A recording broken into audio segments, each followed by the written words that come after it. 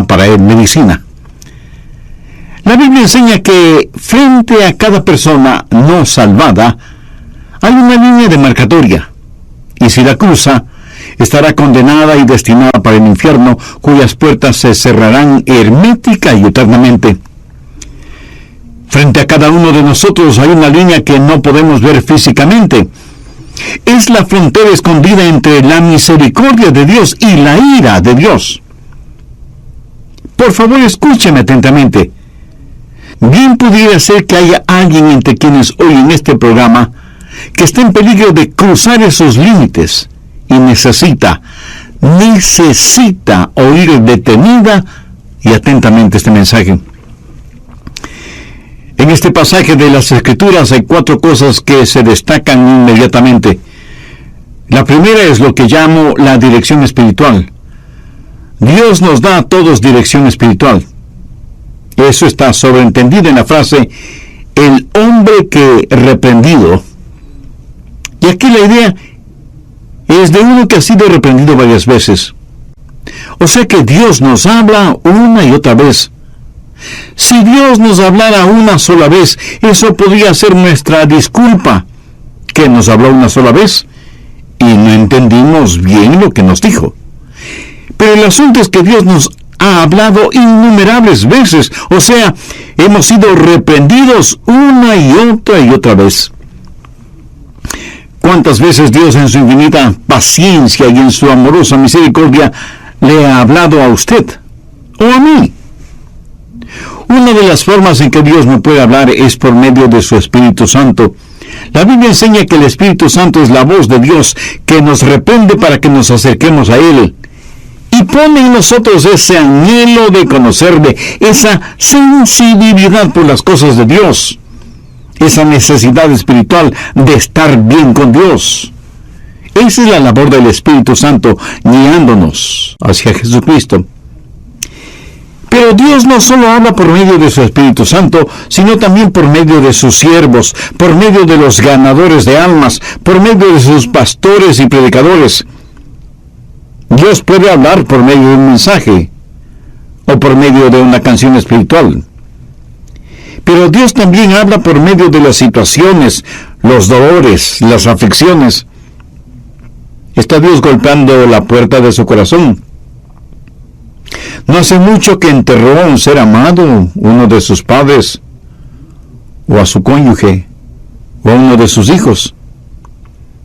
¿Cree que Dios es indiferente a su dolor emocional humano?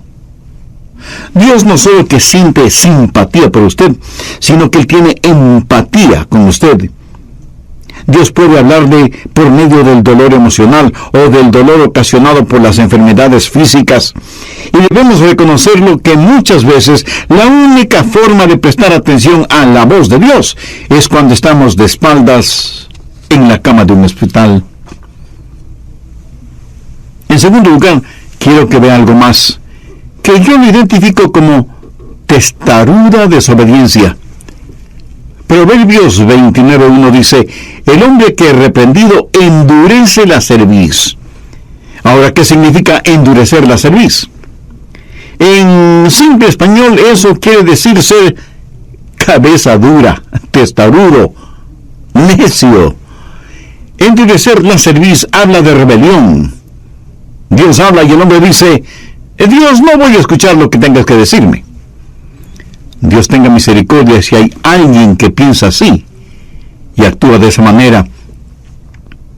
Pero debemos reconocer que endurecemos nuestra cerviz en formas y maneras de las cuales ni siquiera nos damos cuenta. Por ejemplo, algunos endurecen su cerviz, su corazón hacia el Señor. Otros posponen el entregarse al Señor. El aplazar o diferir o posponer es un horrible pecado. Si yo le preguntara a usted, ¿piensa ser salvo? Probablemente usted diría, sí. ¿Quiere ser salvo? Sí. ¿Va usted a ser salvo? Sí. ¿Quiere ser salvo ahora mismo? No. Y yo asombrado le pregunto, pero no dice que quiere ser salvo. Oh, sí, pastor, quiero ser salvo, pero no este momento, tal vez mañana. Por favor, busque Proverbios 27:1. No te jactes del día de mañana, porque no sabes qué dará de sí el día. Un gran hombre de Dios solía decir, el mañana es el tiempo que no se encuentra sino en el calendario de los necios. En el Antiguo Testamento Dios envió plagas sobre los egipcios. Uno de los muchos dioses que los egipcios adoraban era la diosa Rana. Y Dios dijo, bueno, siendo que les gusta tanto las ranas, pues les voy a mandar algunas. Y Dios envió una plaga de ranas.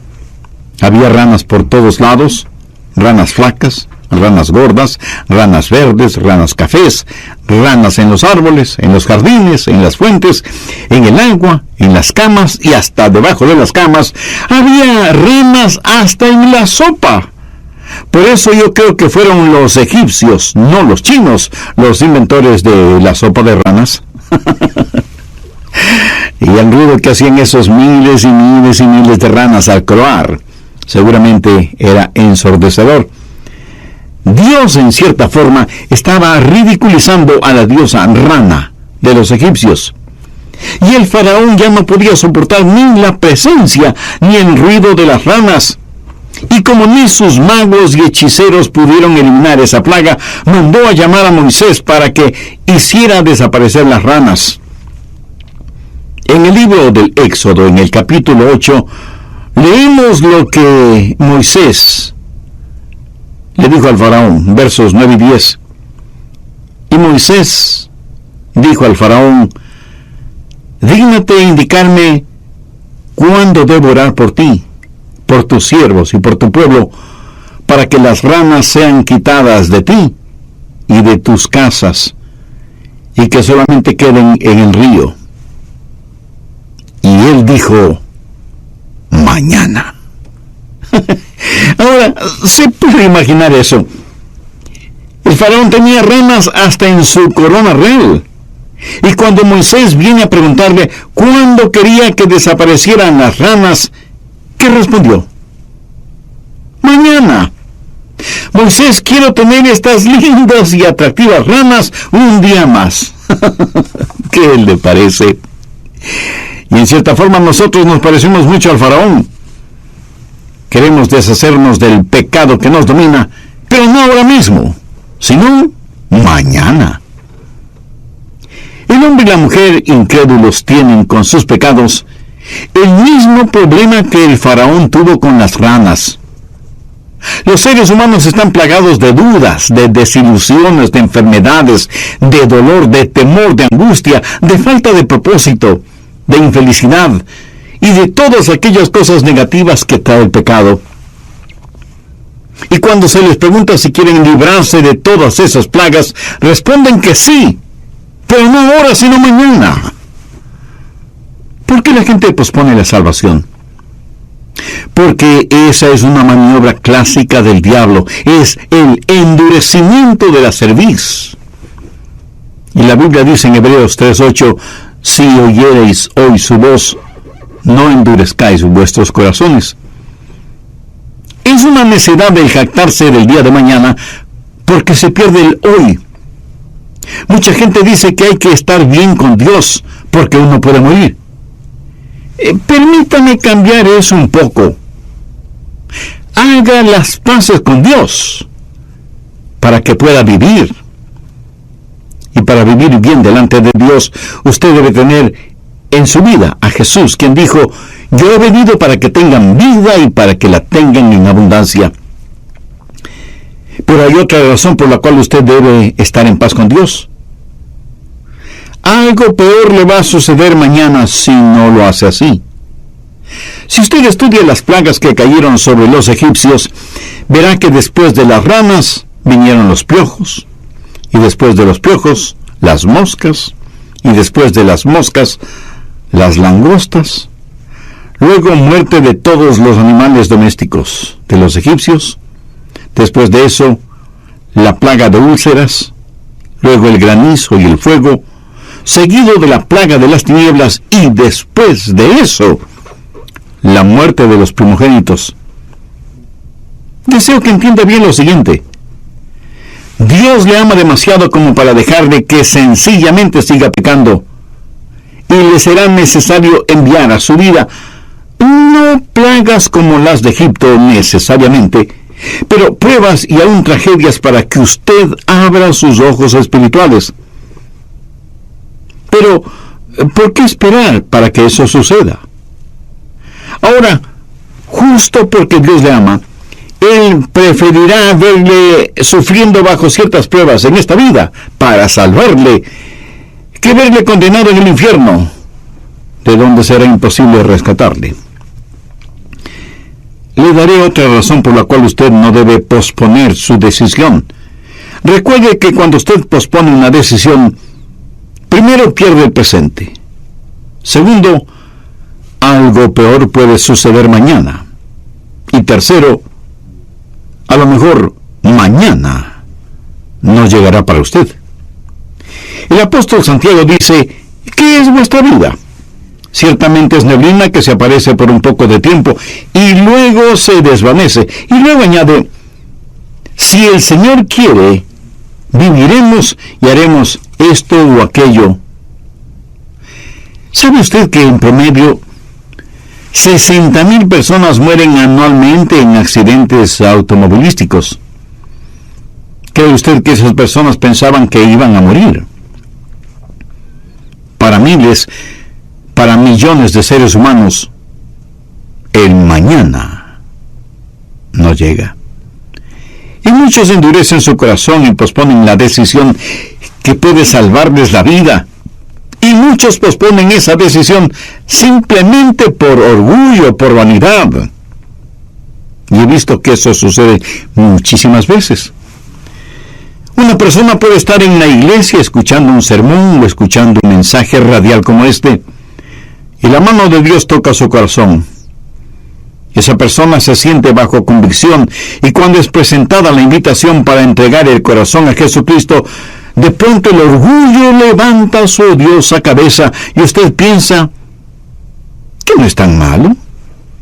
De hecho, se cree más bueno que muchísimas otras personas, y piensa que en realidad usted no necesita a Cristo, por lo menos no a este momento, tal vez más tarde, y pospone su decisión espiritual.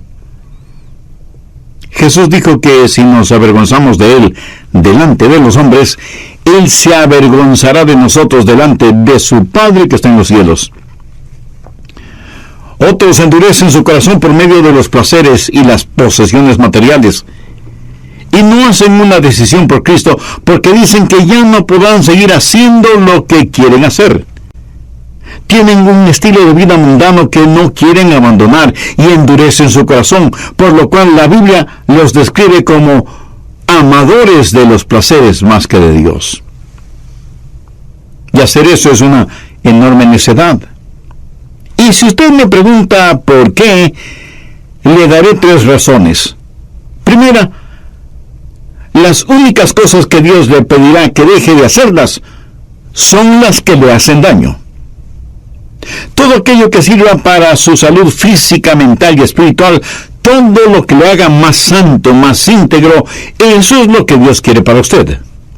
Segunda razón, aquello a lo cual usted renuncia es absolutamente nada en comparación con lo que recibe. No renunciaría usted a un puñado de lodo sucio por un diamante. Dios quiere darle su amor, sus beneficios, su protección, sus bendiciones, y todas estas cosas son eternas, no efímeras. Tercera razón, a lo que usted renuncia no es absolutamente nada comparado a lo que Dios tuvo que renunciar. Jesús sufrió y murió por usted en la cruz. Y sin embargo la gente endurece su corazón en los placeres y las posesiones y le dicen no al Señor Jesús. Espero que note lo que estoy diciendo. Primero hay una dirección espiritual. Luego habrá una destrucción súbita. Veamos nuevamente Proverbios 1:29. El hombre que reprendido endurece la cerviz, de repente será quebrantado y no habrá para él medicina. ¿Notó esa frase? De repente será quebrantado, será destruido. Ese es el tercer paso en este drama de condenación. De repente será destruido. La destrucción generalmente llega de tres formas. Primero, la destrucción de la mente, por medio de un poder engañoso. Busque 2 Tesalonicenses 2, versos 11 y 12. Por eso Dios les envía un poder engañoso para que crean la mentira, a fin de que sean condenados todos los que no creyeron la verdad, sino que se complacieron en injusticia. Y alguien me preguntará, pastor, ¿por qué Dios envió un poder engañoso? ¿Por qué quería que creyeran una mentira para que sean condenados? Bueno, ponga atención a lo que dice el verso 12. A fin de que sean condenados todos los que no creyeron la verdad, sino que se complacieron en la injusticia. Cuando a una persona se le enseña la verdad y esa persona sigue en sus injusticias y en sus pecados, debe hacer una decisión. Lo opuesto a la verdad no es el error, sino el pecado. En un lado tenemos la verdad y en el otro lado está la injusticia. Y el hombre debe hacer una decisión. Él sabe lo que dice la verdad de Dios, porque muchas veces ha sido reprendido. Pero en su injusticia, el hombre escoge el pecado y un estilo de vida que está en contra de Dios. Ahora ponga atención.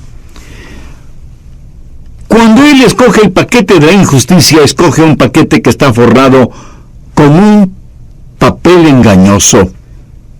Y cuando lo escoge voluntariamente, está escogiendo el engaño y la desilusión y por lo tanto, creyendo en una mentira. Y esto es parte del justo juicio de Dios sobre esa persona. Dios ve que este hombre no quiere la verdad, sino que se complace en su injusticia.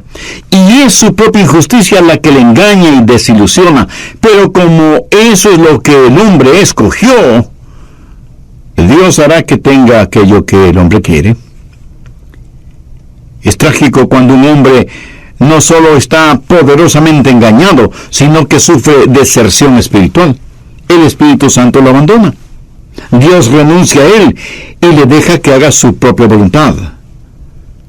Sea usted quien sea, María, Susana, Rafael, Pedro, Leticia, Arturo o como se llame, si usted quiere servir a sus propios ídolos, los de su propia voluntad, escúcheme, Dios le dejará solo. Bien, voy a detenerme en este punto y en el próximo programa continuaré con la segunda parte de este estudio. Justo, él ha escuchado la verdad, pero se complace en su injusticia. ¿Cuál es su injusticia? Codicia.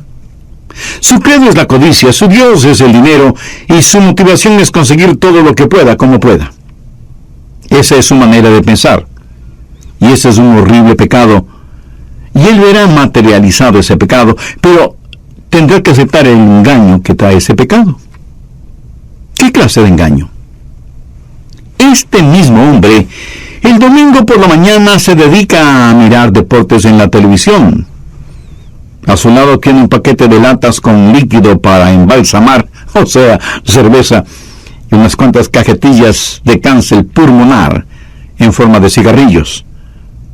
De pronto alguien golpea la puerta y cuando la abre se encuentra con dos personas que pertenecen a una secta quienes después de saludarle le dicen que quieren compartir con él la verdad de que no hay infierno. Y él muy complacido les invita a entrar. Y ellas entran y le dicen mentiras. Y él cree esas mentiras. ¿Por qué? Porque él no ama el escuchar la verdad, sino que se complace en la mentira. Dios le ha enviado un poder engañoso porque eso es lo que él quiere y busca. Y sus facultades mentales son destruidas. Y alguien me preguntará, pero pastor, ¿qué si él es sincero? ¿Cierto? Él puede ser sincero, pero está sinceramente equivocado. Pero ese poder engañoso no solo destruye la mente, sino que también destruye el espíritu por deserción espiritual. Ahora, ¿qué significa deserción espiritual? Es cuando el Espíritu Santo abandona a la persona que ha cruzado los límites divinos. Sabía que Dios no siempre enviará a su Santo Espíritu para que hable con un ser humano. En Génesis 6:3 Dios dijo: «No contenderá mi espíritu con el hombre para siempre». Cuando alguien a propósito cruza los límites establecidos por Dios, el Santo Espíritu de Dios deja de hablar con esa persona. ¿Sabía que usted no puede ser salvo a menos que el Santo Espíritu de Dios le guíe hacia Jesucristo? ¿Sabía que aún la verdad de la palabra de Dios no puede salvarle a menos que el Santo Espíritu haga esa verdad real en su corazón? Yo puedo predicar la verdad, pero solo el Espíritu Santo puede impartir verdad. Pero vendrá el día cuando el Santo Espíritu de Dios será tan blasfemado y vilipendiado que ya no hablará a su corazón. Romanos 1:24 dice: «Por lo cual Dios los entregó a la inmundicia». Verso 26. «Por esto Dios los entregó a pasiones vergonzosas». Verso 28. «Y como ellos no probaron tener en cuenta a Dios, Dios los entregó a una mente reprobada». Ahora, ¿qué significa todo esto? Que Dios le ha hablado en forma muy clara y que usted deliberada y voluntariamente ha rechazado a Jesús. Al respecto, hay un interesante pasaje en el libro de Hebreos capítulo 6, comenzando en el verso 4. «Porque es imposible que los que una vez fueron iluminados y gustaron del don celestial y fueron hechos partícipes del Espíritu Santo, y asimismo gustaron de la buena palabra de Dios y los poderes del siglo venidero, y recayeron, sean otra vez renovados para arrepentimiento, crucificando de nuevo para sí mismos al Hijo de Dios y exponiéndole a vituperio». ¿Qué significa todo esto? Se lo diré en pocas palabras.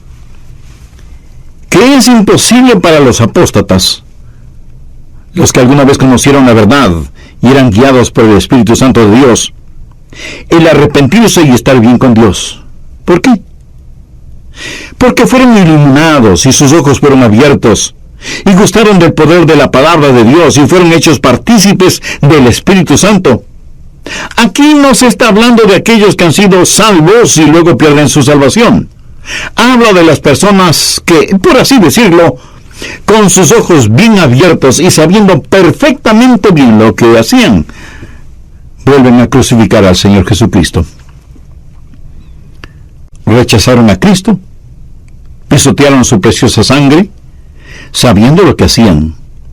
Saborearon las delicias de las bendiciones y de la palabra de Dios y, sin embargo, las despreciaron y las rechazaron. Permítanme ilustrar este punto. Usted va de compras al mercado y una vendedora le da a probar un pedacito de queso. Está delicioso. Tan rico está que después de un momento usted regresa para saborear otro pedacito y usted le dice a la vendedora: «Ah, este queso es extraordinario. Nunca había probado un queso tan, pero tan sabroso. Por favor, deme 2 libras de este queso». Y ahí va usted, contento de haber comprado un queso tan rico. Y sabe que es rico porque ya lo probó. Así que va a la caja para pagar por sus compras y le dicen que el queso cuesta $20 la libra. Y usted, escandalizado, dice: «¿Cómo? $20 la libra de queso? Ni que fuera de oro». Y la cajera le explica que es un queso especial, importado desde la parte sur de Mongolia, etcétera, etcétera. Y usted dice: «No me importa de dónde haya venido ese queso, por ese precio no lo quiero». Y ahí se queda el delicioso queso que usted probó. Y sabe que es rico. Bien, esta es una persona que sabe exactamente lo que está rechazando, porque ya saboreó el producto. Y de eso es de lo que está hablando este pasaje bíblico, de aquellos que saborearon el poder de la palabra de Dios y gustaron de las bendiciones de Dios, pero no están dispuestos a cumplir con los requerimientos divinos y rechazan intencionalmente a Dios. Cuando hacen eso, están cruzando los límites establecidos por Dios. Escuche, no hay pecado más horrible y trágico que el menospreciar y pisotear la persona y la obra de Jesucristo en el Calvario, crucificándole nuevamente. Cuando Jesús fue crucificado la primera vez desde la cruz, dijo: Padre, perdónales, porque no saben lo que hacen. Pero si usted, después de haber sido iluminado, lo vuelve a crucificar, Él no podrá hacer esa oración por usted, porque ahora usted sabe exactamente lo que está haciendo. Usted ha saboreado el poder de la palabra de Dios, ha sido hecho partícipe del Espíritu Santo, ha sido traído bajo convicción por sus pecados, y sin embargo vuelve a crucificar a Cristo voluntariamente y lo vuelve a avergonzar. Es trágico cuando un hombre no solo está poderosamente engañado, sino que sufre deserción espiritual. El Espíritu Santo lo abandona. Dios renuncia a él y le deja que haga su propia voluntad. Sea usted quien sea, María, Susana, Rafael, Pedro, Leticia, Arturo o como se llame, si usted quiere servir a sus propios ídolos, los de su propia voluntad, Dios le dejará solo. Poderoso engaño, deserción espiritual y luego muerte súbita. En una fracción de tiempo, usted dejará de existir. Un ataque al corazón, un desastre natural, un accidente de tráfico, un asalto a mano armada o una bala perdida. Cuando un hombre cruza los límites divinos, la muerte puede venir súbitamente. En el Antiguo Testamento hay un pasaje en el libro de Génesis en el cual Dios hace referencia a que la inmoralidad de los amorreos no había llegado a su límite. El pueblo del amorreo vivía en Canaán, y Dios sabía quiénes eran ellos, y sabía de sus vidas pecaminosas, y Dios todavía no había hecho caer su justicia sobre ellos. Pero en el libro de Deuteronomio, capítulo 7, Dios ordena a su pueblo destruir totalmente al amorreo. Dios tiene una medida para cada uno de nosotros, y un día su pecado sobrepasará el borde de esa medida, y Dios dictará sentencia. Vendrá el tiempo de destrucción. Y algunos de los oyentes estarán pensando: bueno, yo no he pecado como los amorreos. Escúcheme. Cuando Dios juzgue su pecado, no lo juzgará primordialmente por lo pecaminoso exteriormente cometido, sino por la luz interna que ha sido rechazada. Espero que entienda este punto. La Biblia enseña que el pecado más grande es el rechazar la verdad espiritual. Eso es peor que el adulterio, la fornicación, la violación o el asesinato. El más grave pecado es el pecado de la incredulidad, y Dios no permitirá su incredulidad en relación con su Hijo Jesucristo. Llegará un día cuando la medida de la paciencia y de la misericordia de Dios sobrepase su límite, y entonces será demasiado tarde, porque habrá súbita destrucción y muerte, y como dice Proverbios 29:1, de repente será quebrantado, y no habrá para él medicina. Finalmente hay un destino asegurado. Muchos se preguntan: ¿habrá alguna oportunidad de salvación después de la muerte? No, absolutamente ninguna. Hay algunos pseudoteólogos por ahí que enseñan que después de muertos tendremos una segunda oportunidad de estar bien con Dios. Eso es falso. Es una verdadera herejía. Y jamás debe depositar su esperanza en esa mentira infernal. Si usted quiere ser salvo, puede ser salvo, necesita ser salvo, y Cristo quiere salvarle. Y quiero decirle con toda la urgencia y emergencia del caso y con toda la convicción y unción de mi alma, que usted no podrá, cuando esté enfrentando el juicio de Dios, no podrá, implorar la misericordia de Dios para que le salve, porque será demasiado tarde. Si usted quiere ser salvo, puede salvarse ahora. Si usted quiere misericordia, puede tenerla ahora. Si quiere la gracia y el perdón de Dios, los puede tener ahora, mientras está vivo. La Biblia pone énfasis en que hoy es el tiempo de salvación. También dice que está decretado que los hombres mueran una vez, y después de eso vendrá el juicio. Ningún libro de las Escrituras habla de que los pecadores, después de morir, tendrán una segunda oportunidad. En el capítulo 16 del Evangelio de Lucas, encontramos la historia que Jesús relató acerca de dos hombres. El uno muy rico y el otro muy pobre. El nombre del hombre rico no se sabe, pero el pobre se llamaba Lázaro, y la Biblia dice que el hombre rico murió y se fue al infierno. Y estando ahí en tormentos, levantó sus ojos y vio a Lázaro, que estaba en el seno de Abraham. Y este hombre rico, estando en el infierno, imploró: Padre Abraham, ten misericordia de mí y envía a Lázaro para que moje la punta de su dedo en agua.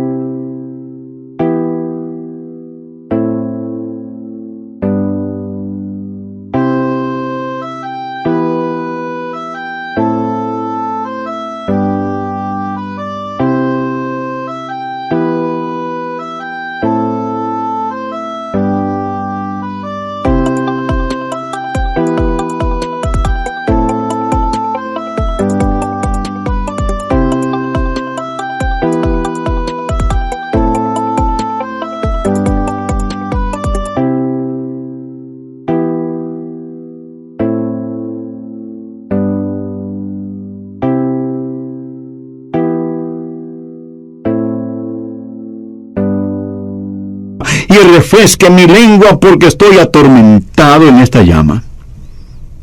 Y Dios le habló por medio de Abraham y le dijo: eso es imposible, porque una gran cima está puesta entre nosotros y vosotros, de manera que los que quisieran pasar de aquí a vosotros no pueden, ni de allá pasar acá. O sea que existe un enorme abismo. Y a donde un alma ha escogido ir, allá irá por toda la eternidad. Amiga, amigo, no muera sin Cristo en su corazón. No cruce los límites puestos por Dios. Busque Mateo 25:46. E irán estos al castigo eterno, y los justos a la vida eterna. La vida en el cielo será eterna. La vida en el infierno será eterna. En Eclesiastés 11:3 leemos: en el lugar que el árbol cayere, allí quedará. Alguien escribió lo siguiente: donde el árbol cae, allí quedará. Como un hombre vive, así morirá. Y como un hombre muere, así será por toda la eternidad. No muera sin tener a Cristo en su vida. No cruce los límites puestos por Dios. Hay un destino eterno asegurado. El doctor Henry Hopkins de Arkansas fue un gran hombre de Dios. Y un domingo estuvo predicando un mensaje evangelístico en la iglesia en la cual era pastor. Al finalizar el mensaje, él extendió una invitación y notó que un joven estaba bajo la convicción del Espíritu Santo, pero parecía dudar en la decisión que quería tomar, mientras el pastor invitaba para que las personas entregaran su corazón al Señor Jesucristo. Finalmente, el joven se puso de pie, empezó a caminar, pero en vez de pasar al frente, salió apresuradamente de la iglesia. Semanas después, el doctor Hopkins fue llamado al hospital para que visitara a ese mismo joven, a quien le habían diagnosticado una enfermedad fatal. y estaba muriendo. El doctor Hankins le preguntó: «Hijo, estuviste en nuestra iglesia hace algunas semanas y parecía como que ibas a pasar al frente para entregar tu corazón a Cristo». Y el joven respondió: «Sí, pastor. Cuando usted predicó el mensaje y dio la invitación, yo quise pasar al frente para aceptar a Jesús. Pero cada vez que intentaba pasar, pensé en los placeres que me gustaban y sabía que si pasaba al frente, ya no podría seguir disfrutando de esos placeres. Finalmente decidí que más quería seguir con mi estilo de vida que recibir a Cristo. Por eso me levanté y salí de la iglesia». El doctor Hankins estaba llorando al ver a este joven que prefirió voluntariamente seguir viviendo en el pecado que aceptar el perdón y la salvación que le ofrecía Cristo. Y le preguntó: «Hijo, ¿te ha dicho el doctor cuán enfermo estás?». Y el joven contestó: «Sí, pastor. Sé que voy a morir muy pronto». «Hijo, ¿quisieras ahora recibir a Jesús para que te perdone de tus pecados y te salve?». Y para sorpresa del pastor, el joven le respondió: «No quiero entregar mi corazón a Cristo». Aún más sorprendido, el pastor le preguntó: «Hijo, no entiendo. Dijiste que querías ser salvo». Y el joven le dijo: «Pastor, debo confesarle algo. Cuando estuve en su iglesia y me salí cuando usted extendió la invitación, sentí que algo murió dentro de mí. Ya no puedo ni quiero entregar mi corazón al Señor». Y por mucho que el doctor Hankins le rogó, aún con lágrimas, que aceptara a Cristo como su Salvador antes de pasar a la eternidad, este joven había endurecido de tal manera su corazón que cruzó los límites puestos por Dios. Y el doctor Hankins